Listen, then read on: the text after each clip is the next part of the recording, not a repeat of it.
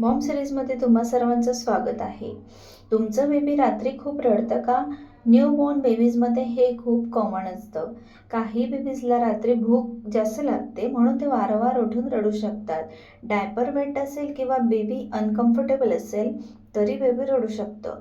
काही वेळा गॅस किंवा बर्प न दिल्यामुळे बेबी अनकम्फर्टेबल वाटू शकतं. ओव्हर टायर्ड बेबी म्हणजे खूप थकलेलं बेबी पण जास्त रडू शकतं.